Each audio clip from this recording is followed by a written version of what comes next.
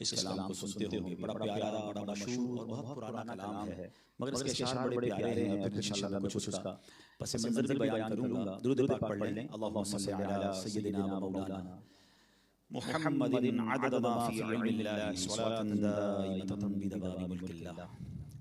یہ کہتی ورا گئے ہیں بڑے اوج پر ہے میرا مقدر، بڑے اوج پر ہے میرا مقدر، میرے گھر حبیب خدا گئے. بی بی حلیمہ کون تھی؟ یہ ایک دائی تھی، دودھ پلانے والی. عرب کے لوگوں کا ایک دستور تھا کہ مکے میں جب بچے پیدا ہوتے تو وہ اپنے بچوں کو گاؤں میں بھیج دیا کرتے اور دائیاں انہیں دودھ پلاتی. اس کے بہت سارے ریزن تھے. وہ چاہتے تھے کہ ویلیج کی فریش ایئر بچوں کو ملے، ان کی نشو و نما اچھی ہو، ان کی لینگویج جو ہے وہ اچھی ہو جائے، کیونکہ گاؤں کی عربی مزید فصیح ہوتی تھی. تو ہوا یہ کہ جس سال میرے آقا صلی اللہ علیہ وسلم کی ولادت ہوئی، بہت ساری دائیاں مکے آئیں. ان میں ایک غریب دائی بھی تھی، ان کا نام تھا بی بی حلیمہ سعدیہ. وہ کہتی میں بڑی کمزور تھی، میری باڈی میں بھی ملک نہیں تھا، اور ایسا حال تھا کہ میرا جانور بھی بڑا دبلا پتلا. اونٹنی کہتی جس اونٹنی پہ میں آئی تو جب ہم آ رہے تھے مکے تو میری اونٹنی سب سے پیچھے رہ جاتی تھی. تو قافلے والے کہتے اے حلیمہ تمہاری اونٹنی کی وجہ سے ہم ڈیلے ہو رہے ہیں، دیر ہو رہی ہے، وہ اتنی سلو کیوں چل رہی ہے؟ وہ کہتی میری اونٹنی میں جان ہی نہیں تھی. مکے پہنچی تو سب دائیوں کو بچے مل گئے، مجھے کسی نے بچہ نہیں دیا، میں بڑی کمزور سی تھی. کہتی جب میں نے دیکھا کہ ایک بچہ ہے جس کو کوئی دائی لے کر نہیں گئی. کیوں نہیں لے گئی؟ کیونکہ ان بچے کے والد نہیں تھے. یاد رہے کہ نبی پاک علیہ الصلوۃ والسلام کی جب ولادت ہوئی نا تو پیارے آقا کی ولادت سے پہلے ہی پیارے آقا علیہ الصلوۃ والسلام کے والد صاحب کا وصال ہو گیا تھا. تو دائیوں نے نبی پاک کو اس لیے نہیں لیا کہ ان کے تو والد ہی نہیں ہیں، تو ہمیں پیسے کون دے گا؟ تو میں نے سوچا خالی ہاتھ جانے سے بہتر ہے، ایسا نور جیسا چمکتا چہرہ ہے، کیوں نہ اس بچے کو میں ہی لے جاؤں. اب بی بی حلیمہ سعدیہ کو پتہ نہیں تھا کہ اس کے بھاگ جاگنے والے ہیں، اس کے مقدر جاگنے والے ہیں. کہتے پہلی برکت تو یہ ملی کہ جب میں لے کر میرے آقا کو واپس جا رہی تھی، جو اونٹنی سب سے پیچھے تھی وہ اب سب سے آگے جا رہی ہے. قافلے والے کہتے ہیں اے حلیمہ کیا اونٹنی تبدیل کر لی ہے، جانور نیا خرید لیا ہے؟ تو وہ کیا کہتی تھی؟ بڑے اوج پر ہے میرا رب مقدر، بڑے اوج پر ہے میرا رب مقدر، میرے گھر حبیب خدا گئے. کیسا مقدر جاگا. آپ جب اپنے گاؤں میں لے گئی نا نبی پاک کو، تو گاؤں والے تھوڑی دیر کے لیے چراغ جلاتے تھے، غریب لوگ ہوتے تھے، ساری رات تو لائٹ ہم نہیں چلاتے، وہ بھی چراغ گل کر دیتے تھے. مگر گاؤں والوں نے نوٹس کیا کہ بی بی حلیمہ سعدیہ کا جو گھر ہے وہ ساری رات چمک رہا ہے، ساری رات روشنی آ رہی ہے. صبح ہوئی تو گاؤں والوں نے پوچھا اے حلیمہ اتنے پیسے آ گئے ہیں، ساری رات چراغ جلانے لگی ہو؟ کہا میں نے تو چراغ نہیں جلایا، مگر جو نورانی چہرے والے کو لائی ہوں اس کے چہرے سے نور ہی اتنا نکلتا ہے پورا گھر ہی چمک رہا ہوتا ہے. یہ ظلمت سے کہہ دو کہ ڈیرے اٹھا لے، کہ ہیں ہر طرف اب اجالے اجالے اجالے اجالے، کہا جن کو حق نے سراجم منیرا، کہا جن کو حق نے سراجم منیرا، میرے گھر وہ نور خدا، وہ نور خدا گئے. مقرب ہے بے شک خلیل و نجی بھی، بڑی شان والے کلیم و مسیح بھی، کلیم و مسیح بھی. دیکھیے کتنا پیارا مذہب ہے ہمارا، سارے نبیوں کا احترام سکھاتا ہے، ہر نبی کی شان اور ہر نبی کی عزت ہمیں ہمارا دین سکھاتا ہے. کیا خوبصورت شعر ہے کہ بڑی شان والے ہیں، بڑے مقرب ہیں. کون؟ حضرت نوح علیہ السلام، حضرت آدم علیہ السلام، حضرت موسیٰ علیہ السلام، حضرت عیسیٰ علیہ السلام. سب کا مرتبہ بڑا پیارا ہے. مگر شاعر کہتے ہیں آؤ بتاتا ہوں میرے آقا کی شان کیسی ہے. مقرب ہے بے شک خلیل و نجی بھی. خوبصورت التجا کی ہے. اور جب بھی دربار رسالت سے کچھ عرض کرنا ہونا تو آقا کے نواسوں کا صدقہ دینا چاہیے کہ نبی پاک اپنے نواسوں سے بڑا پیار کرتے. امام حسن اور امام حسین کی کیا شان ہے. شاعر لکھتے ہیں یہ سن کر سخی آپ کا آستانہ ہے دامن پسارے ہوئے سب زمانہ، ہوئے سب زمانہ نواسوں کا صدقہ نگاہ کرم ہو آقا نواسوں کا صدقہ نگاہ کرم ہو آقا نواسوں کا صدقہ نگاہ کرم ہو. تیرے در پہ تیرے گدا گئے ہیں یہ کہتی تھی گھر گھر میں جا کر حلیمہ میرے گھر میں خیر الورا گئے ہیں بڑے اوج پر ہے میرا رب مقدر میرے گھر حبیب خدا گئے. سچی بات یہ ہے کہ آج چناب کلب والوں کا بھی مقدر اوج پر ہی ہے کہ جو سرکار کے ذکر کی محفل میں آ جائے اس کا مقدر عروج پر ہی ہوتا ہے. اللہ ہم سب کی حاضری کو اپنی بارگاہ میں قبول فرمائے. درود پاک پڑھ لیں. اللہم صلی علی سیدنا و مولانا محمد عدد ما فی علم اللہ صلاۃ دائمۃ بدوام ملک اللہ. بسم اللہ.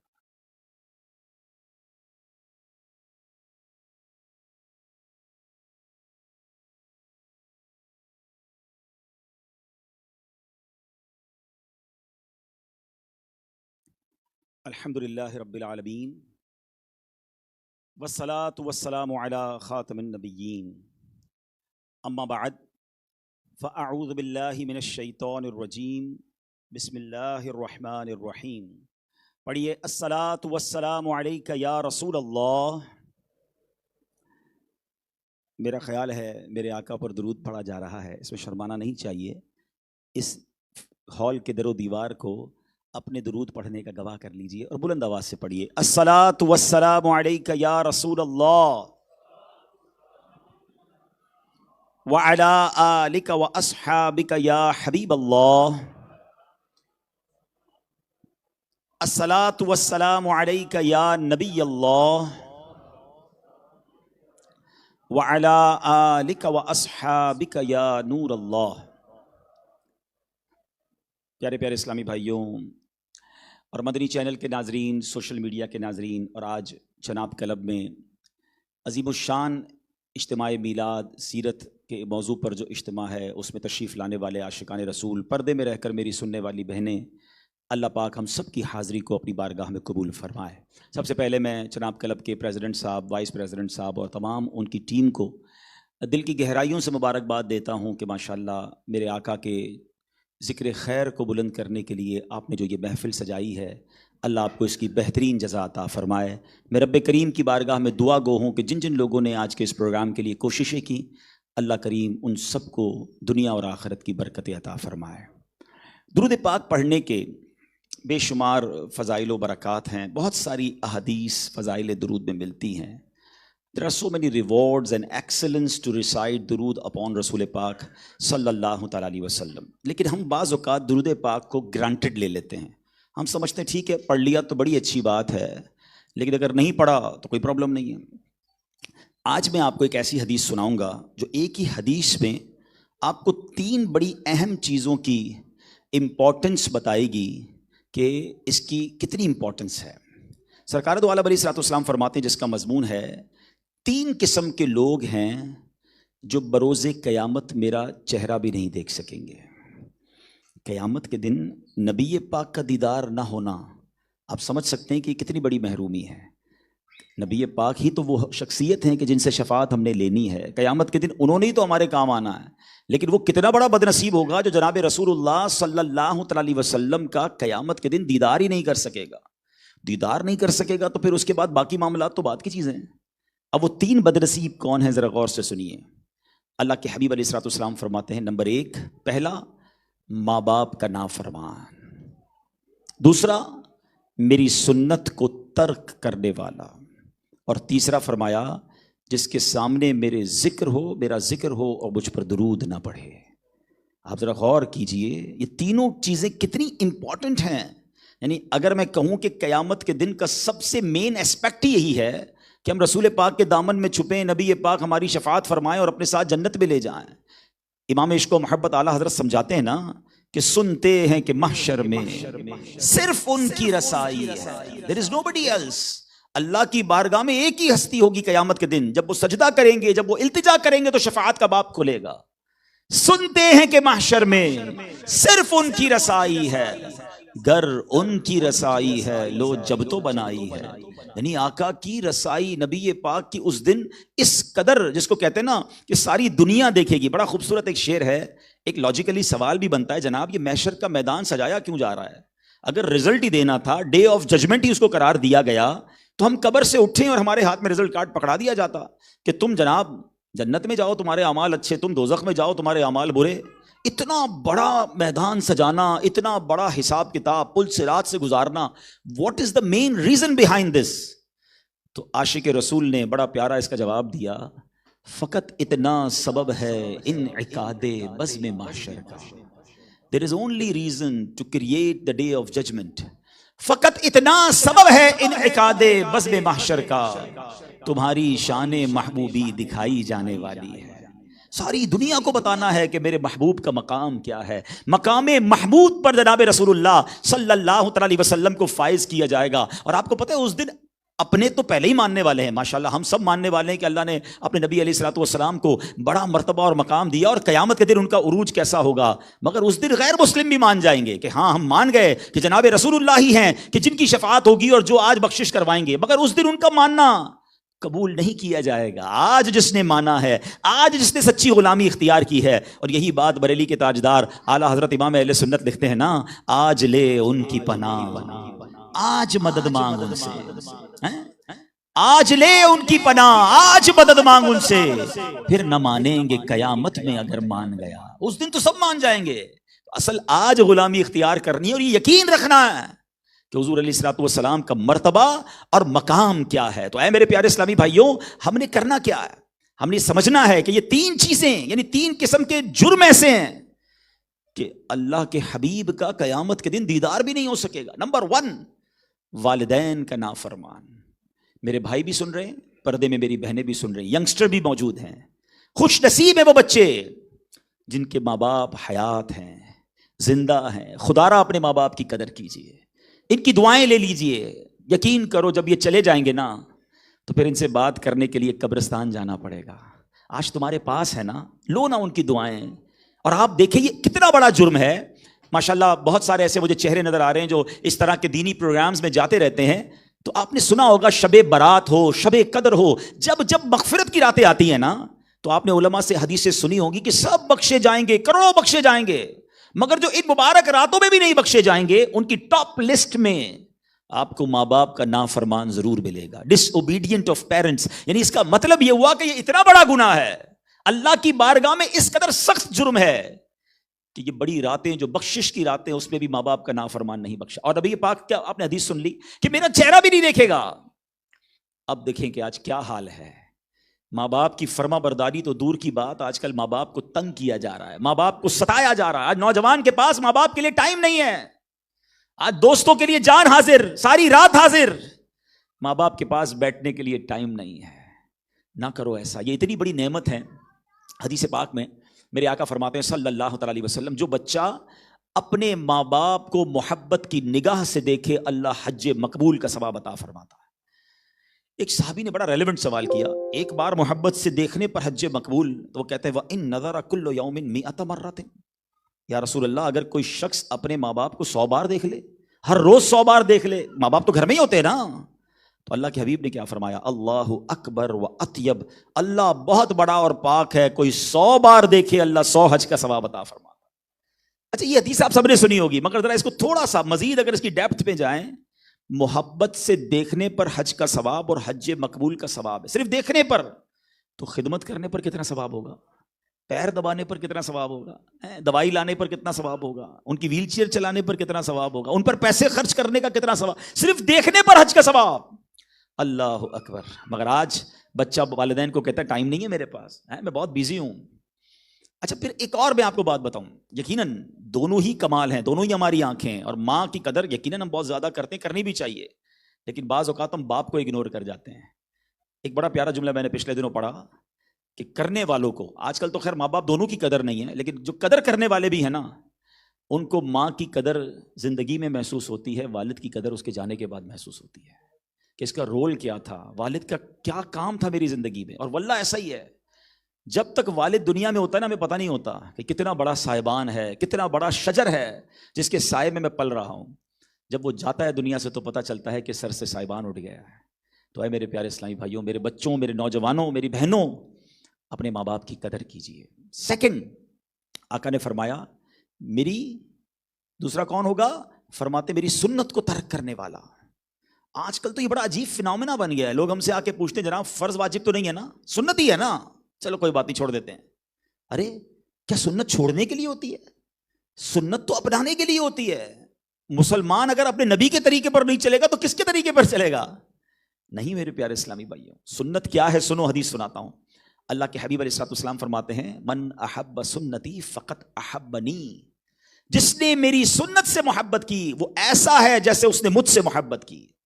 ومن احبنی کان معی فی الجنہ، جس نے مجھ سے محبت کی وہ جنت میں میرے ساتھ ہوگا. ارے سنت تو جنت میں جانے کا راستہ ہے، اور ہم کہتے ہیں سنت ہی ہے، کوئی بات نہیں، نمازوں کی سنتیں چھوڑ دیتے ہیں، باقی سنتیں اپناتے نہیں ہیں، کھانے پینے کی، سونے جاگنے کی، لباس کی، لوگوں کے پاس ٹائم ہی نہیں ہے سنتیں اپنانے کے لیے.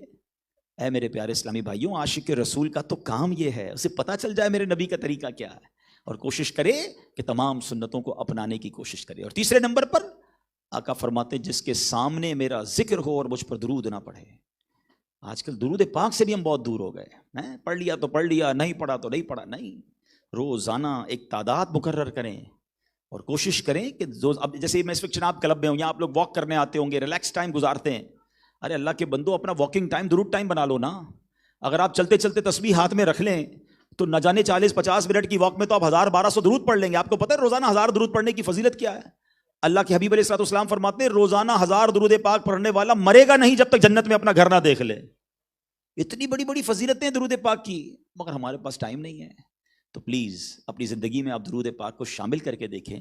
یو فیل اٹ، آپ محسوس کریں گے آپ کی ٹینشن ریلیز ہو رہی ہے، آپ کے پرابلم ٹھیک ہو رہے ہیں، آپ کے مسائل حل ہو رہے ہیں. درود پاک تو وہ وظیفہ ہے کہ شاعر کہتے ہیں نا، ہر درد کی دوا ہے صلی علی محمد، ہر درد کی دوا ہے صلی علی محمد، تعویذ ہر بلا ہے صلی علی محمد. تو نیت کریں، میں بھی نیت کروں، آپ بھی نیت کریں کہ انشاءاللہ روزانہ کثرت کے ساتھ درود پاک پڑھیں گے. چونکہ نبی پاک کی مبارک سیرت، پیارے آقا کے ذکر خیر پر یہ خوبصورت محفل سجائی گئی ہے. آج میں آپ کو ایک ایسا واقعہ سنانا چاہتا ہوں، one of the historical event in the history of Islam, اور یہ واقعہ تقریباً 2500 سال پرانا ہے. Let's go in the past, history میں چلتے ہیں، اور 2500 ایئرز اگو یہ واقعہ پیش آیا. اور واقعہ کیا ہے؟ یمن کا ایک کنگ تھا، اور اس زمانے میں جو یمن کے کنگ ہوتے تھے، بادشاہ ہوتے تھے، ان کو تبا کہا جاتا تھا. اور ویری فرسٹ کنگ آف یمن اس کو تبا اول کہا جاتا تھا. اور اس بادشاہ کا ایک بڑا عجیب واقعہ یہ ہے کہ ہی واز بہت پراؤڈ تھا اس کے اندر، بڑا اس کے اندر ایک انداز تھا اس کا، اور اس نے ایک بار پلان کیا کہ اس نے ورلڈ ٹور کرنا ہے، پوری دنیا کا چکر لگانا ہے۔ اس نے اپنے ساتھ ایک لشکر بنایا، اور اس لشکر میں اس نے 113,000 1,13,000 پیدل چلنے والے اور 130,000 1,30,000 ہارس رائڈر گھڑ سوار اپنے ساتھ تیار کیے۔ اور وہ ہر شہر میں جب جاتا، جیسے اتنی بڑی فوج داخل ہوتی، سارا شہری روب میں آ جاتا، اس کا کر و فر تھا، اس کا جاہو جلال تھا، سارے لوگ باہر نکل آتے، وہ بڑا فاتحانہ انداز سے اس کا ٹور کرتا، اور ہر شہر سے 10 اسکالرز 10 علماء اپنے ساتھ ملا لیتا۔ اس نے اتنا لمبا ٹور کر لیا کہ اس کے پاس 4,000 علماء جمع ہو گئے۔ ٹرائی ٹو امیجن کہ اس نے کتنا ٹریول کیا ہوگا۔ ٹریول کرتے کرتے کرتے وہ اپنا لشکر لے کر ایک ایسے شہر میں داخل ہوا کہ اس شہر میں جب وہ داخل ہوا تو nobody came to give respect him, nobody came to welcome him۔ کوئی آیا ہی نہیں باہر، کسی نے اس کو ویلکم نہیں کیا، رسپیکٹ نہیں دی، کوئی اس کا زور ہی نہ چلے۔ اس نے وزیروں کو بلایا، یہ کیسا شہر ہے، یہ کیسے لوگ ہیں، کوئی باہر ہی نہیں نکلا، کسی نے ہمارا استقبال ہی نہیں کیا۔ تو کہا یہ اس شہر کا نام مکہ ہے، یہاں ایک عمارت ہے جس کا لوگ بڑا ادب کرتے ہیں، اس کا طواف بھی کرتے ہیں، مگر اس عمارت کا نام کعبہ ہے، اس میں بت پڑے ہوئے ہیں۔ آپ کو پتہ ہے نبی پاک کی ولادت سے پہلے تو کعبے میں بت رکھے جاتے تھے، مشرکین کا دور تھا، مگر کعبے سے پیار ان کو بھی تھا۔ تو وہ بادشاہ تھا، اس نے کہا اچھا ایسی بات ہے، چلو میں اس کعبے کو ہی گرا دیتا ہوں، نہ رہے گا کعبہ، نہ ان کے اندر ایک فیلنگ ہے کہ ہمارے پاس کعبہ ہے، انہوں نے میری رسپیکٹ نہیں کی، سارے مردوں کو مار دیتا ہوں، عورتیں اور بچوں کو گرفتار کر لوں گا۔ اس نے کہا بس صبح ہونے کی دیر ہے، میں اٹیک کر دوں گا شہر کے اوپر۔ اب جب رات کو وہ لیٹا تو اچانک اس کے سر میں شدید درد، اتنا درد کہ اس سے برداشت نہ ہو۔ ایک اور پرابلم یہ ہوئی کہ اس کی آنکھیں، کان اور ناک سے گندا بدبودار پانی نکلنا شروع ہو گیا۔ اس کے ساتھ ڈاکٹرز بھی چلتے تھے، اس نے ڈاکٹرز بلائے، طبیبوں کو کہا چیک کرو مجھے، انہوں نے بڑی دوائیاں دیں، بڑا چیک کیا، کسی کو سمجھ ہی نہ آئے پرابلم کیا ہے۔ ایک بڑا زبردست ڈاکٹر تھا، اس نے کہا میں نے بہت کچھ چیک کیا ہے، میرا علم یہ کہتا ہے یہ کوئی بیماری نہیں ہے، یہ کوئی آسمانی معاملہ ہے، آپ کسی عالم سے بات کریں، کسی اسکالر سے بات کریں۔ اس کے ساتھ اسکالر بھی تھے، اس نے جو سب سے بڑے اسکالر تھے ان کو بلایا، کہا بتاؤ میرے ساتھ یہ کیا پرابلم ہو رہی ہے۔ کہتا بادشاہ سلامت یہ بتائیے آپ نے اس شہر کے بارے میں کوئی غلط بات تو نہیں سوچی، کوئی نیگیٹو اپروچ تو نہیں کیا آپ نے؟ کہتا ہاں میں نے تو فل پلان بنا لیا ہے، صبح اٹھتے ہی کعبے کو بھی گرانا ہے، مکے کے لوگوں کو مار دوں گا میں، اور بچے اور عورتیں قید کر لوں گا، میرا خیال نہیں کیا ان لوگوں نے۔ کہتا جناب فوری طور پہ توبہ کر لیں، کیونکہ اس شہر کی یہ ہسٹری ہے کہ جب جس نے کعبے کے خلاف سوچا ہے وہ خود ہی برباد ہو گیا ہے، آپ توبہ کر لیں ورنہ آپ بچیں گے نہیں۔ اس نے فوراً توبہ کر لی، جیسی توبہ کی تو درد ٹھیک ہو گیا، وہ ریلیکس میں آ گیا۔ تو اب اس نے کہا کہ بتاؤ تو صحیح یہ کس کا گھر ہے؟ تو کہا یہ اللہ کا گھر ہے، حضرت ابراہیم اس کے نبی ہیں، کیونکہ حضرت ابراہیم کا دور ان کا یہ سب دین چل رہا تھا، دین ابراہیمی چل رہا تھا۔ تو اس نے کہا کہ ٹھیک ہے میں اللہ پر ایمان لایا اور دین ابراہیمی اس نے ایکسیپٹ کر لیا، توبہ بھی کر لی۔ اب یہ پورا لشکر لے کر ایک اور بستی میں پہنچے، اللہ اکبر، چلتے چلتے ایک ایسی جگہ پہنچ گئے جو کھجوروں کی بستی ہے، بہت خوبصورت علاقہ تھا۔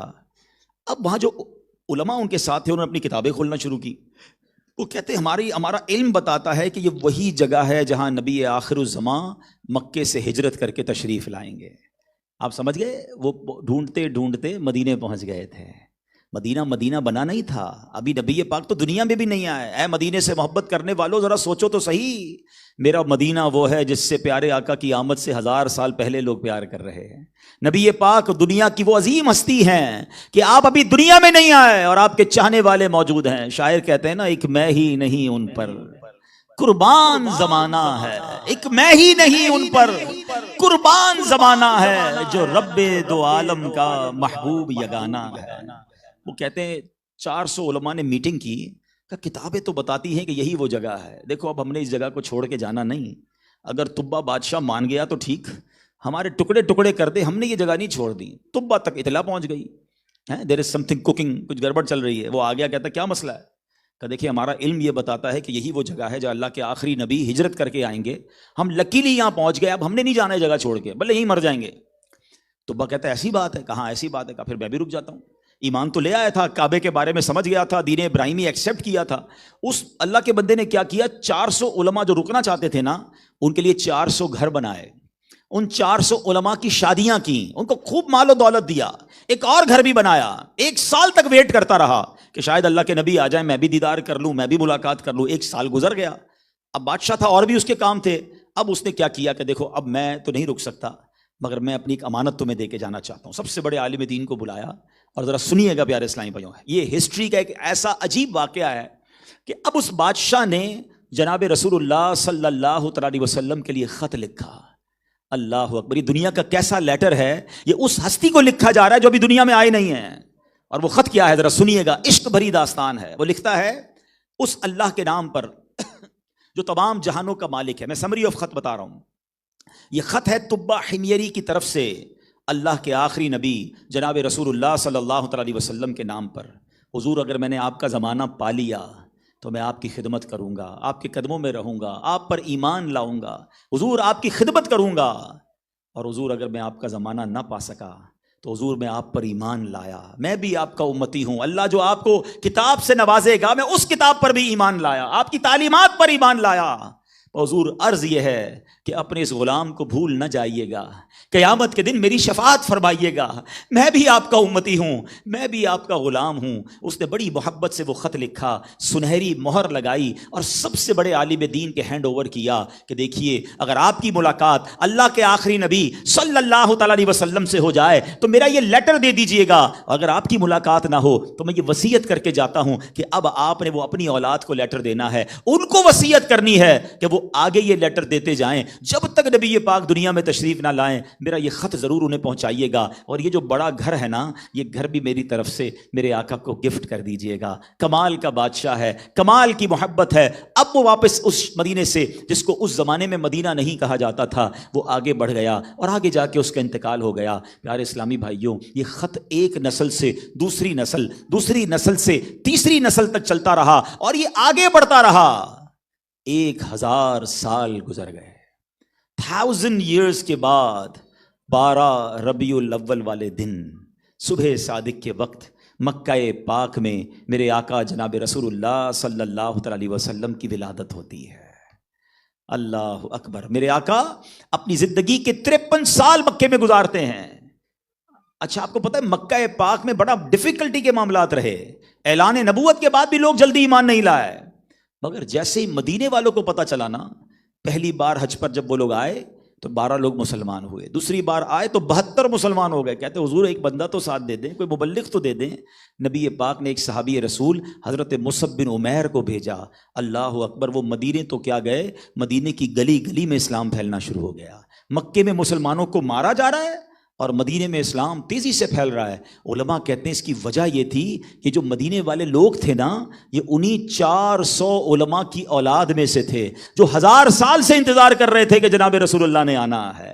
یہ جتنے انصاری، مدینے والے انصاری کہلاتے تھے، مکے والے مہاجرین، یہ جو انصار صحابہ تھے نا یہ انہی علماء کی اولاد سے تھے. They were waiting for رسول پاک from last 1000 years. یہ تو انتظار کر رہے تھے، اس لیے بڑی تیزی سے اسلام پھیلنا شروع ہوا. اور پھر کیا ہوا، مکے والوں نے پھر میٹنگ کی. انہیں پتا تو چل گیا مدینے والوں نے کہ پیارے آقا تو آ گئے مکے میں اور ہمارے پاس ایک خط ہے ان کے لیے.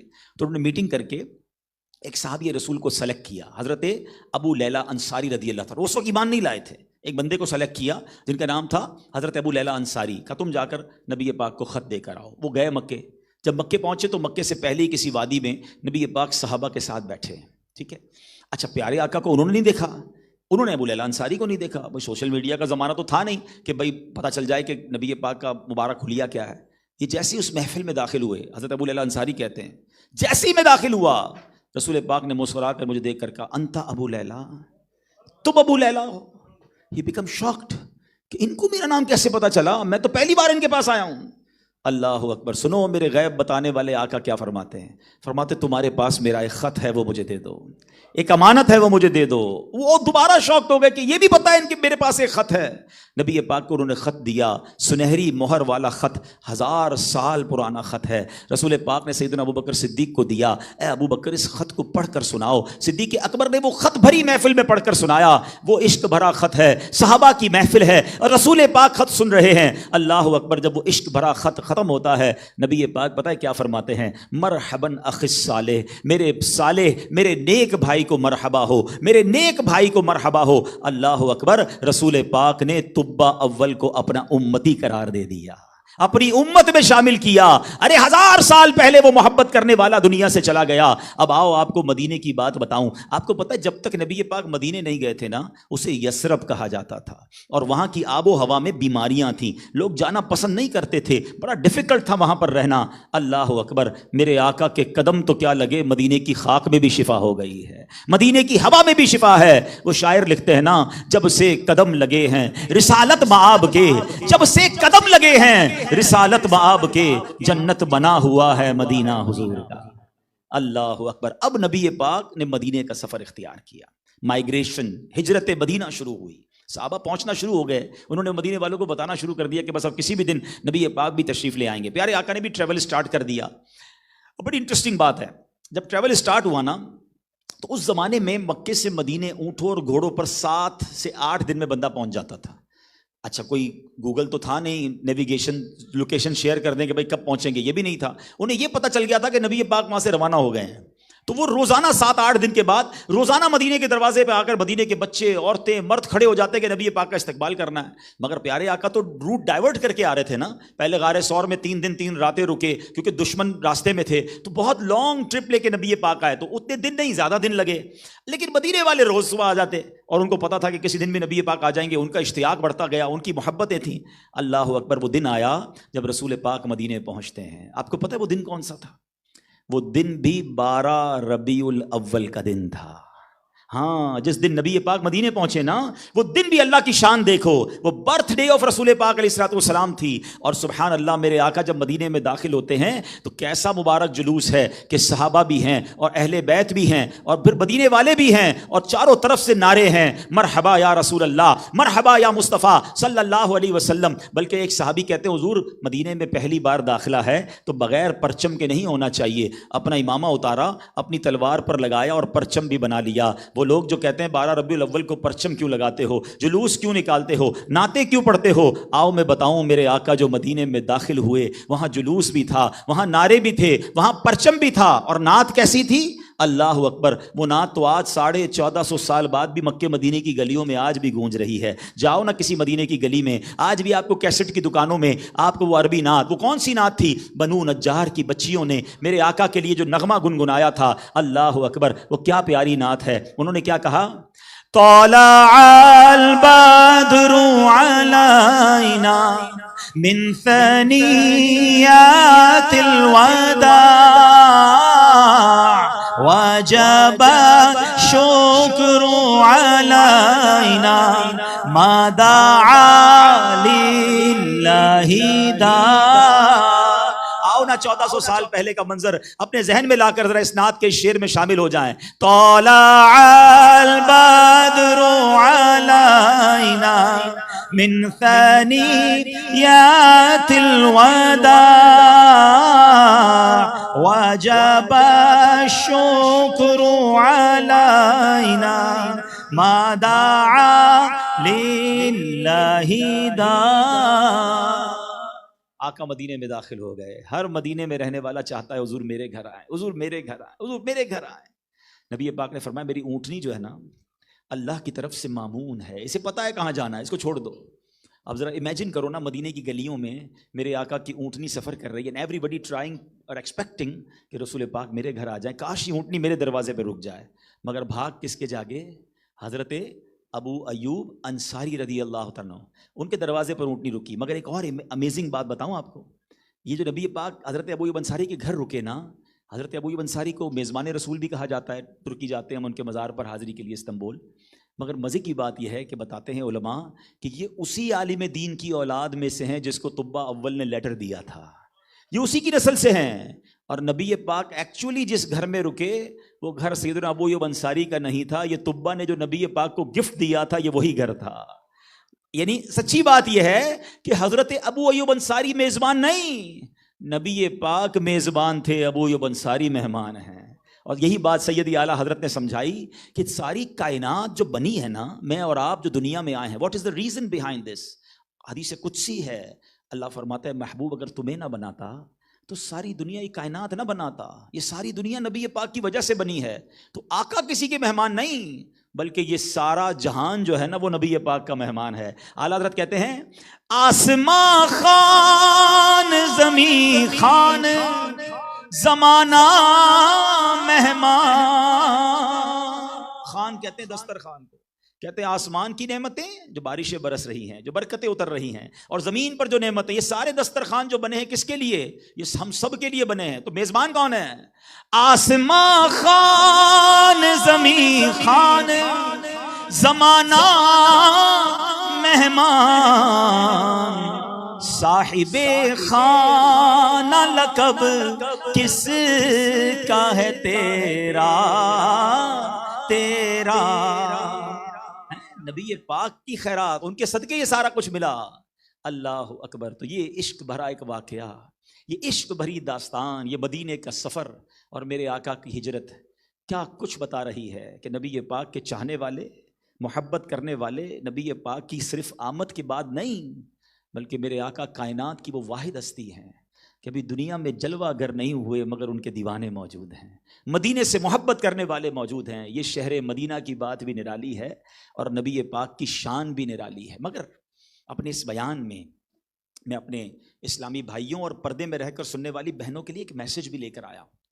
میں چاہتا ہوں کہ آج ہم اس پروگرام میں وقت نکال کر آئے ہیں تو اپنی لائف میں کچھ امپلیمنٹیشن بھی تو کر کے جائیں نا. شان مصطفیٰ سنی، بڑی اچھی بات، but we have to learn something with the سیرت آف رسول پاک علیہ الصلوۃ والسلام. اب آؤ میں آپ کو بتاتا ہوں طبہ اول کے ساتھ ہوا کیا تھا، مرتبہ کیا ملا کہ سرکار کا امتی بھی بن گیا، اور آج 2500 سال بعد بھی چناب کلب میں بیٹھ کر اس بادشاہ کی ہم باتیں کر رہے ہیں. کیا یمن میں وہ ایک ہی بادشاہ آیا تھا؟ کیا دنیا میں اور بادشاہ نہیں تھے؟ کیوں ہمیں ان کا نام نہیں پتا؟ بات یہ ہے کہ ان کے جو غلام ہو گئے، وقت کے امام ہو گئے، نام لیوا ان کے جو ہوئے، ان کے اونچے نام ہو گئے. جس نے نبی پاک سے اپنا رشتہ جوڑا نا، اللہ نے اس کے نام کو عروج دے دیا. آج بھی دیکھیں نا ہم اس کی بات کیوں کر رہے ہیں، نبی پاک سے محبت کی نا.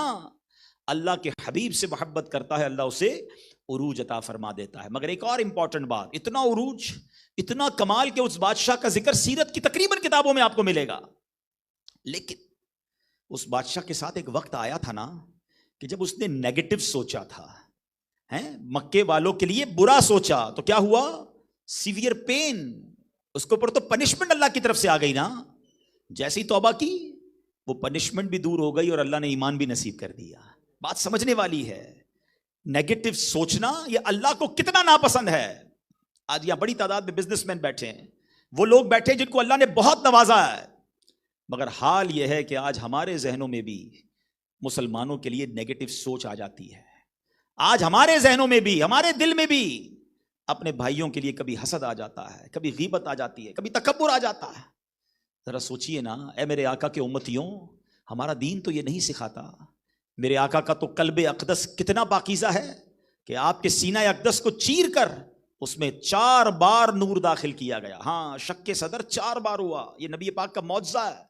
2-3 سال کی عمر میں، پھر 12 سال کی عمر میں، پھر جب معراج کی رات اللہ کی بارگاہ میں جانا تھا، اور پھر جب قرآن پاک کی پہلی وحی نازل ہونی تھی، اس وقت بھی میرے آقا کے سینے کو چیر کر نور داخل کیا گیا. یہ کیسا نورانی دل ہے. سیدی اعلیٰ حضرت کی پتہ ہے بات کیا نرالی ہے کہ آپ پیارے آقا کی شان بھی بیان کرتے رہتے ہیں اور ساتھ ساتھ اپنی ریکویسٹ بھی لگا دیتے ہیں، اپنی فریاد بھی کرتے ہیں. کیا پیاری فریاد کی آپ نے، آقا تو جو چاہے تو ابھی میل میرے دل کے دھلیں کہ خدا دل نہیں کرتا کبھی میلا تیرا. یا رسول اللہ، آپ کا دل تو بڑا اجیالا ہے، ہم پر نگاہ فرما دیں کہ کالا دل بھی صاف ہو جائے. تو آج کے اس اجتماع میں ہمیں اپنا دل صاف کر کے جانا ہے، اپنے دل سے ان گندگیوں کو دور کرنا ہے. ایک طرف تو تمنا ہے کہ سینہ بنے مدینہ، کہتے ہیں نا، مگر ایسا سینہ کیسے مدینہ بنے گا جس میں تکبر ہو، جس میں حسد ہو، جس میں بدگمانی ہو، جس میں لوگوں کے لیے برائیاں ہوں، انتقام ہو، معاف کرنے کے لیے تیار نہیں ہوتے. نہیں، میں نہیں چھوڑوں گا، بس انتظار میں ہوں، بس موقع مل جائے. ارے میرے آقا تو جانی دشمنوں کو معاف کر دیں، اور ہم اپنے بھائیوں کو، اپنی بہنوں کو، اپنے رشتہ داروں کو معاف نہ کریں، اپنے ملازمین کو معاف نہ کریں. نہ کریں ایسا. اگر واقعی نبی پاک کی سیرت کے بارے میں آپ سننے آئے نا، تو ہمیں اپنے دل کو معافی کا عادی بنانا ہے. ایک حدیث سناؤں، میرے آقا فرماتے ہیں وہ لوگ جو معاف نہیں کرتے نا، ریونج، بدلہ دل میں رکھے ہوئے ہیں، رشتہ داریاں کاٹی ہوئی ہے, ہم نہیں جائیں گے ان کے گھر پر, ہم نہیں بلائیں گے اپنے گھر پہ ان کو, ہم ان سے کاروبار نہیں کریں گے, ہم ان سے دوستی نہیں کریں گے. حالانکہ چھوٹی سی بات ہوگی, جنہوں نے دل میں دشمنیاں رکھی ہیں, جو معاف نہیں کرتے. سنو, حدیث پاک کا مضمون ہے کہ جو معاف نہیں کرتا اس کو معاف نہیں کیا جائے گا, جو رحم نہیں کرتا اس پر رحم نہیں کیا جائے گا. ہو جاتی ہے ملازم سے غلطی, ہو جاتی ہے کسی انسان سے غلطی, ہو جاتی ہے بیوی سے غلطی, ہو جاتی ہے کسی بچے سے غلطی. ہر غلطی پر ڈانٹا اور جھاڑا نہیں جاتا, ہر غلطی پر بدلہ لیا نہیں جاتا. معاف کرنے والے بنو اور اللہ سے عرض بھی کرتے رہا کرو, اے اللہ میں تو بندہ ہوں نا, بندہ ہو کر تیرے بندوں کو معاف کر رہا ہوں. اے اللہ تو تو خالق ہے, تو تو مالک ہے, تو تو سب سے بڑا معاف کرنے والا ہے. میرے مولا تو مجھے معاف کر دے. مجھے ایک بات بتاؤ, ہمیشہ دعا میں ہم ایک دعا کرتے رہتے, یا اللہ میرے سارے گناہ معاف کر دے. بنتی ہے نا دعا کہ پہلے اپنا دل تو صاف کرو نا. پھر ایک اور بڑا پرابلم, حسد. اس نے تباہ کر دیا ہمارے معاشرے کو. آج بھائی کو بھائی سے حسد ہے, بہن کو بہن سے حسد ہے, رشتہ داروں کو رشتہ داروں سے حسد ہے, اور ہمیں اندازہ بھی نہیں کہ ہم حسد میں مبتلا ہو گئے. حالانکہ کتنا خطرناک گناہ ہے آپ کو پتا ہے. حدیث پاک میں آتا ہے حسد نیکیوں کو اس طرح کھا جاتا ہے جیسے آگ لکڑی کو کھا جاتی ہے. اب بتائیں, ایک بندہ آج کے دور میں ویسی مشکل ہے, نماز بھی پڑھے, روزے بھی رکھے, صدقے بھی دے, حج بھی کرے, اور پھر رات کو آ کر حسد کر کے اپنی نیکیوں کو آگ لگا دے. اس سے بڑا بے وقوف کون ہے کہ بھائی نیکیاں بھی کر رہا ہے اور حسد بھی کر رہا ہے. خدا را اس سے باہر آ جائیے. اور میں آپ کو ایک اور اس کی کانسیکوینسز بتاؤں, اس کی دنیاوی پرابلم بتاؤں. آخرت کی جو نیکیاں برباد ہو رہی ہیں وہ تو الگ ہے. حسد کرنے والا بے سکون ہو جاتا ہے. ملتے لوگ ہم کو کہتے نیند نہیں آتی, ساری رات سوچتا رہتا ہوں, ٹینشن بہت ہے. اگر جس کو سکون نہیں مل رہا نا, you have to check yourself. Check کرو کسی کا حسد تو نہیں پال لیا, کسی کے بارے میں بدگمانی تو نہیں کر لی. اس کی پہلی سزا یہ ہے کہ نیند چلی جاتی ہے, سکون ختم ہو جاتا ہے, ذہن سوتا نہیں ہے. اور اس کی وجہ ہے نا, آپ کسی کے بارے میں سوچتے رہتے ہیں, وہ ترقی ہوتی ہے, آپ کی نیند خراب ہو جاتی ہے. اچھا, now come towards the end. میں آپ کو اس کا سولوشن بتانا چاہتا ہوں. حسد کی پہلے تعریف سمجھ لیں. What is the definition of jealousy. انگریزی میں اس کو جیلسی کہتے ہیں. اس کی ڈیفینیشن آپ نے اپنے آپ کو ہی دینا ہے, مجھے نہیں دینا, مگر دینا ایمانداری سے. ہاں, اگر بیماری چھپاؤ گے تو علاج کیسے ہوگا؟ اپنے آپ کو سچا جواب دے دینا. کیونکہ ایک بات یاد رکھیے, جس سے حسد ہوا ہے نا اس کو کوئی نقصان نہیں ہو رہا, نقصان اس کو ہو رہا ہے جس کو حسد ہو گیا ہے.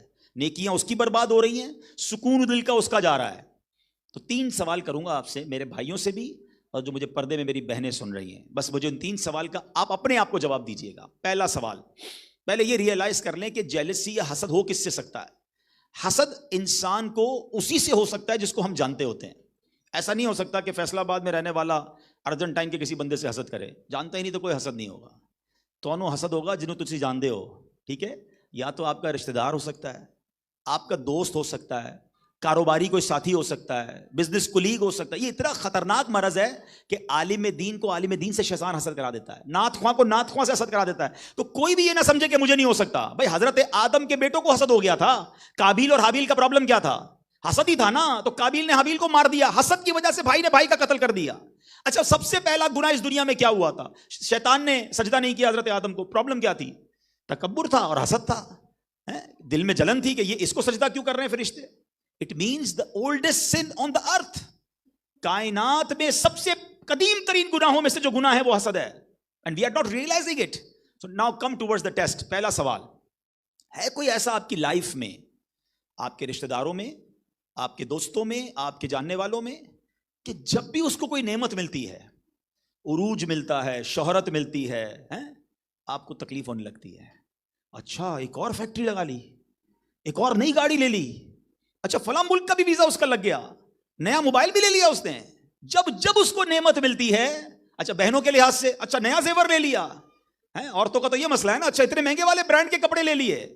اس کو کوئی چیز ملی اور ہمیں یہاں پر درد ہونا شروع ہوا. وائے؟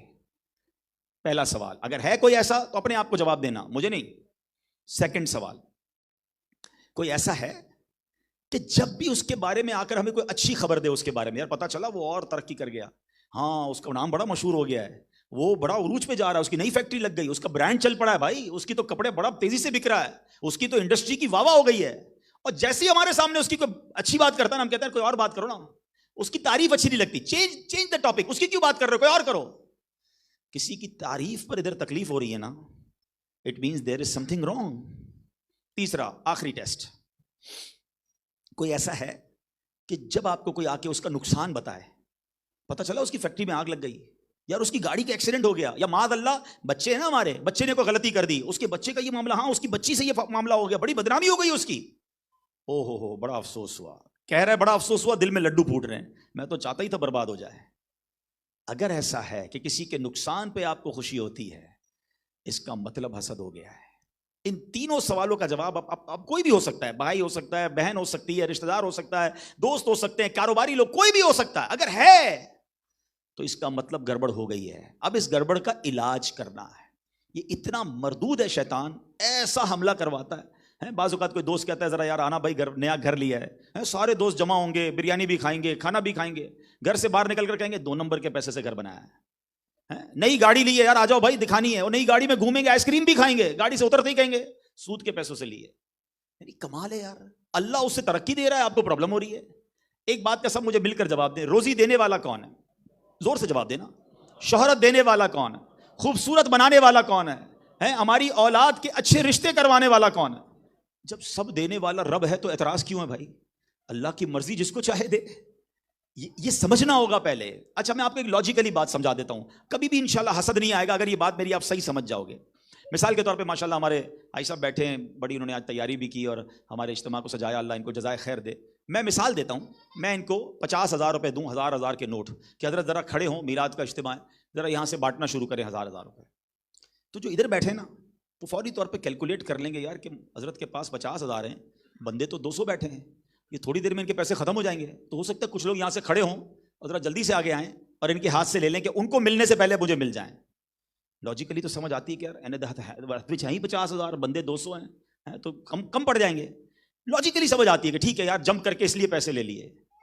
ان کے پاس 50,000 ہیں جو جلدی ختم ہو جائیں گے. میرے رب کے خزانے تو ان لمیٹڈ ہے نا, جب سے دنیا بنی ہے وہ بانٹ رہا ہے, وہ ختم نہیں ہوئے اور ختم ہونے بھی نہیں ہیں. تصور کرو نا, میرا رب اسے دے سکتا ہے تو تمہیں بھی دے سکتا ہے, وہ اس کو دولت دے سکتا ہے تو تمہیں بھی اس سے مانگو نا. یہ کیوں تمنا ہے کہ اس کے چھین کر مجھے مل جائیں, کہ یا اللہ میرے بھائی کو اور دے مجھے بھی دے دے, اے اللہ اس کو عزت دیے اور دے مجھے بھی دے دے. یہ پرابلم نہیں ہے. ہم یہ کیوں سوچتے ہیں کہ جب تک اس کی ملے گی نہیں میری بڑھے گی نہیں. اللہ میرے بھائی کو اور دے, اس کو اور نواز, اس کو عزت دیے اور عزت دے, خوبصورت بنایا اس کا وقار اور بڑھا دے. اے اللہ اس کو تو نے مال دیا, اس کو اور دے. پروردگار تیرے تو خزانے بھرے, مجھے بھی دے دے. مانگو نا اس سے. یہ برا خیال کیوں دل میں آتا ہے کہ یار یہ نیچے جائے گا تو میں اوپر جاؤں گا؟ ایسا نہیں ہوتا. اور ایک بات یاد رکھنا, سارا فیصلہ آباد مل کر کسی ایک کو نیچا کرنے کی کوشش کرے, اگر اللہ نے عروج لکھا ہے اس کو کوئی نیچا نہیں کر سکے گا. وَتُعِزُّ مَن تَشَاءُ وَتُذِلُّ مَن تَشَاءُ بِيَدِكَ الْخَيْرُ. ارے اللہ نے اس کے نصیب میں عروج لکھا ہے, تم ہوتے کون ہو نیچا کرنے والے؟ جتنی مخالفت کر لو, اگر اللہ نے اس کے نصیب میں لکھا ہے اسے مل کر رہے گا. تو اس چکر سے باہر آ جاؤ کہ کیسے نیچے جائے گا, کیسے بدنام ہوگا, کیسے اس کی آئٹم فیل ہوگی, کیسے اس کا بزنس ڈاؤن ہوگا. نہیں ہوگا. اگر تمہیں اپنا بزنس بڑھانا ہے تو میرے رب کی بارگاہ میں مانگنا شروع کر دو, بندوں کو دیکھنا چھوڑ دو, ان سے جلنا چھوڑ دو. کر کچھ نہیں سکو گے, اپنا سکون برباد کر بیٹھو گے. بالکل یہی میری بہنوں کے لیے میرا درس ہے. کسی کے گھر جاتے ہیں, کسی کی شادی میں جاتے ہیں, ارے بھائی شادی میں لے جاؤ, اپنے گھر میں پرابلم ہو جاتی ہے. دیکھا کتنا اچھا فرنیچر تھا ان کے گھر میں, اپنا تو بدلتے ہی نہیں ہو. ارے بھائی میں تمہیں دعوت کھلانے لے گیا تھا, فرنیچر دکھانے تھوڑی لے گیا تھا. اس کے گھر والوں نے اتنے مہنگے سیٹ پہنے تھے, وہ فلاں برانڈ کے کپڑے سلوا لیے, مجھے تو تم کپڑے نہیں دلواتے. ارے بھائی ہر بندے کی اپنی حیثیت, اس کی اپنی فیملی. تو ہم کیوں ایسا کرتے ہیں؟ کسی کو دیکھ کر ہمیں ٹینشن نہیں لینی ہے. ایک بات یاد رکھیں, اللہ نے مجھے اور آپ کو بہت دیا ہے, اپنے حالات پہ خوش رہنا سیکھو, انجوائے کرو اللہ کی نعمتوں پر. ورنہ یہ والی جو ریس ہے نا کہ میں اس سے آگے بڑھ جاؤں, کبھی بھی نہیں ختم ہونی. ہاں آپ کروڑ پتی ہیں, آپ کو ارب پتی نظر آ جائے گا, ارب پتی خرب پتی. بھائی لوگوں کے اپنے جہاز ہیں, کدھر تک دوڑو گے؟ مجھے ایک بات سمجھ نہیں آتی, لینڈ کروزر والے کو دیکھ کر ٹینشن ہوتی ہے میری لینڈ کروزر کب آئے گی. اب تو پتہ نہیں فارچونر اور پتہ نہیں کون کون سی V8 آ گئی ہے, چلو جو بھی آ گئی اس سے بھی بڑی آنے والی ہوگی, تیار ہوگی, تھوڑے دنوں بعد تمہاری سیکنڈ ہو جائے گی, وہ نہیں آ جائے گی. کب تک اس کو, اچھا اس کو دیکھ کر ٹینشن ہوئی. کبھی کسی تہجد گزار کو دیکھ کر ٹینشن ہوئی کہ یار یہ روز تہجد پڑھتا ہے, میں نہیں پڑھتا, میری تو فرض نمازیں چلی جاتی ہیں. کسی نیا آئی فون, کون سا 15 آیا نا, آئی فون 15 والے کو دیکھ کر نیا لے لیا اس نے, ٹینشن. یار کبھی یہ خیال نہیں ہے روز کا ایک پارا پڑھتا ہے, میں نہیں پڑھتا. کمپٹیشن کرنا ہے تو آؤ نا نیکیوں میں کریں, کہ یار یہ کاروبار بھی کرتا ہے, دین کا کام بھی کرتا ہے, میں تو صرف کاروبار کرتا ہوں. اس میں کمپٹیشن کیوں نہیں کرتے؟ ہمیں دنیا کے مال میں کمپٹیشن کیوں نظر آتا ہے؟ نہیں پڑا صحابہ کا کمپٹیشن؟ حضرت عمر لے کر گئے تھے نا آدھا مال, اور صدیق اکبر گھر کا سارا مال لے کر آ گئے نا. کیا نیکیوں کا کمپٹیشن تھا. تو خدا را میرے پیارے اسلامی بھائیوں، پردے میں رہ کر میری بہنوں، یہ حسد سے باہر آ جاؤ، اللہ بہت نوازے گا آپ کو. ایک جملہ آج یاد کر جاؤ، آج کے اجتماع کا تحفہ لے جاؤ اور یہ دہراتے رہا کرو. سب کا بھلا سب کی خیر. دہراؤ نا، سب کا بھلا سب کی خیر، اور سب کے بھلے میں اپنی خیر. اللہ سے کہو یا اللہ تو سب کا بھلا کر، سب کی خیر کر، ان کا بھی بھلا کر، میری بھی خیر کر دے. تیرے پاس تو کمی نہیں نا میرے مولا، میں غریب، میں مسکین، میں پریشان، تو میری مدد کر، میرے بھائی کو اور دے دے. مجھے کوئی پرابلم نہیں کہ اسے تو نے کیوں دیا، میں ہوتا کون ہوں اعتراض کرنے والا؟ تو خالق، تو مالک، جسے چاہے عطا فرما، مگر مولا مجھے بھی عطا کر. مانگو نا اپنے رب سے.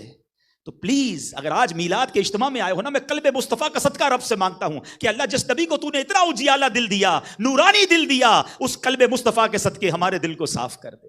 ہم محبتوں سے رہیں، ہم پیار سے رہیں. آپ کو اچھا، اب آخری بات، ٹیسٹ تو کروا لیا مولانا صاحب، دوائی تو دو. چلو آپ کو آج دوائی بھی دے جاتا ہوں. اگر میرا بھائی کوئی فیل کر رہا ہے نا کہ ہاں یار، اچھا مختلف چیزوں پہ حسد، کسی کی خوبصورتی سے حسد ہو جاتا ہے، کسی کے شہرت سے حسد ہو جاتا ہے، کسی کے پیسے سے حسد ہو جاتا ہے، کوئی سی بھی چیز سے حسد ہو سکتا ہے. ہو گیا نا؟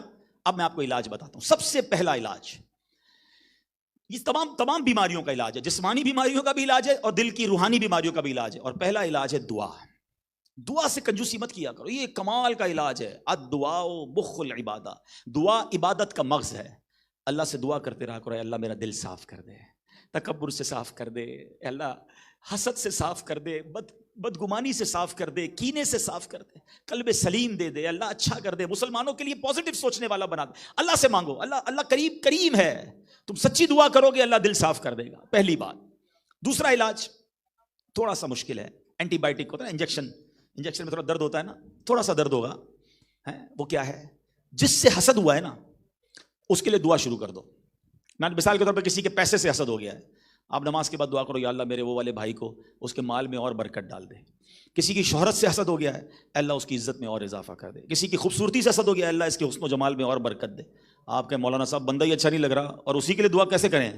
تو میں نے کہا نا اینٹی بائیوٹک ہے، درد ہوگا، یہ تھوڑے دنوں کی بات، تھوڑے دن تک درد ہوگا، نہیں نکلے گی. اچھا دعا نہیں نکلے نا، سمجھ جانا اندر پرابلم زیادہ ہے. یار میرے سے دعا نہیں نکل رہی اپنے بھائی کے لیے، یعنی اندر اتنا بھرا ہوا ہے پرابلم کہ میں اپنے مسلمان بھائی کے لیے دعا نہیں کر پا رہا. دعا کرتا ہوں تو درد ہوتا ہے، تو سمجھ جانا پکا صحیح پہنچا ہوں میں، پرابلم ہے اندر، بیماری پکی ہے، اب نکالنی ہے. ٹھیک ہے، تو کرنا دعا. تھوڑے دن مشکل لگے گی، آہستہ آہستہ دل صاف ہو جائے گا. آپ کو آ کر کوئی بتائے گا کہ یار وہ پتہ چلا اس کی ایک اور فیکٹری لگ گئی، تو آپ بولیں گے میں بھی تو دعا کر رہا تھا، لگنی تھی، اللہ اور برکت دے. پھر کلیئر ہو جائے گا، پھر آپ کو ٹینشن نہیں ہے. تیسرا علاج، وہ حدیث پاک میں، تحفہ دو محبت بڑھے گی. جس سے حسد ہو جائے نا، اس کو اچھا سا تحفہ. وہی والی بات، مولانا صاحب اس کا چہرہ اچھا نہیں لگتا، اس کو تحفہ کدھر سے دوں؟ ہاں تحفہ مجھے اچھا، پرابلم اس کی نہیں ہے نا، اس کو تو کچھ بھی پرابلم نہیں، پرابلم مجھے صاف کرنا ہے. تو آپ انشاءاللہ تحفہ دیں گے، محبت بڑھ جائے گی اور کلیئر ہو جائے گا. ہاں ایسا ہے کہ جناب کلب والے ذرا 2-3 دن تک آپس میں کوئی تحفہ مت دینا، ورنہ وہ سمجھ جائے گا مولانا صاحب نے بیان کیا تھا اور وہ تحفہ لے کر آ گیا، لگتا ہے میرے سے حسد کر کے بیٹھا تھا. تو یہ کام ذرا ہفتے 10 دن پہلے دعا والا کر لو، یہ 10-15 دن بعد کر لینا. اور ایسا بھی مت کرنا کہ تحفہ دیتے ہوئے بتا دینا کہ بھائی تیرے سے حسد ہو گیا تھا، وہ ہماری بہن کو جا کے بتا دے کہ بہن بیان سنا تھا، تجھ سے بڑا حسد تھا، اس لیے اور جھگڑا ہو جائے گا. یہ بتانا نہیں ہوتا، یہ ویسے ہی کبھی کبھی موقع نکال کے تحفے دیا کرو تو مسلمانوں میں محبت بڑھے گی. تو بہرحال آج کے اس بیان میں نے آپ کو عشق رسول کی داستان بھی سنائی اور پیارے آقا کے صدقے میں نے ایک ایسا پیغام دیا کہ ہم محبتوں سے رہیں، پیار سے رہیں. تھوڑی سی زندگی ہے یار، یہ لڑائی جھگڑے، انتقام، معاف نہ کرنا، دوریاں کر دینا، یہ ختم کر دیں. اگر آپ کو کوئی یاد آ رہا ہے نا رشتہ دار کہ ہاں یار چھوٹی سی بات پر کئی دن ہو گئے اپنے رشتہ دار سے بات نہیں کی ہے، اپنے ملازم کو فلاں کو ڈانٹ دیا تھا، فلاں سے رابطہ ختم کر دیا ہے، آج ہی فون کر لینا کہ یار بس چھوڑو، ختم کرو، کوئی غلطی ہو گئی تو معاف کرو، مل کر رہتے ہیں، چائے پیتے ہیں، چلو یار. ہاں انشاءاللہ بندوں کو معاف کریں، اللہ آپ کو معاف کر دے گا، اللہ ہم سب کو معاف فرما دے.